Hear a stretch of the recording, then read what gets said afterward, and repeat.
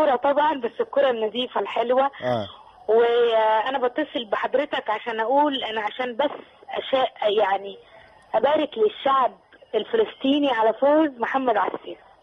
الله يبارك فيك. الحقيقه اليوم يعني كان مثل تحسيه كان احتفال عربي وليس احتفال فقط هيك لبلد من البلدان. دي حقيقه، ده نجاح للوطن العربي كله، والولد يستاهل اكثر من انه بقى سفير دلوقتي وانه بقى العرب ايدل. ده يا شيرين، ده يعني احنا ام بي سي تحقق احلام الناس، بس اليوم ما شاء الله تحققت احلامه كلها دفعه واحده، عرب ايدل وسفير. دي حقيقه. صار سعاده السفير.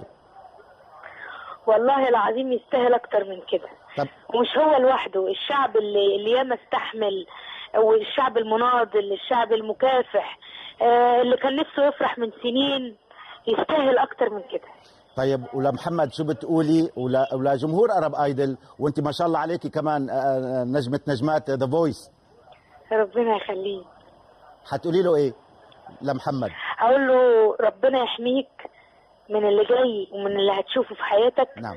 واللي انت شفته النهارده ده اقل حاجه ممكن يحصل عليها انسان تعب وبيتعب عشان شغله، وانسان في معاناه في عينيه. صحيح.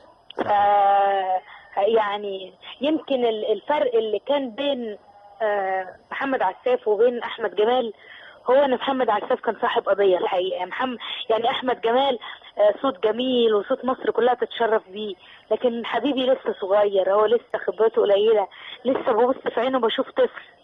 لكن محمد عساف انا بشوف في عينيه معاناه رجل. يعني عموما احنا مثل ما عم نقول اذا في ارب ايدل وفي ذا فويس حنعمل فوتبول ايدل وتكوني عضوة لجنه التحكيم.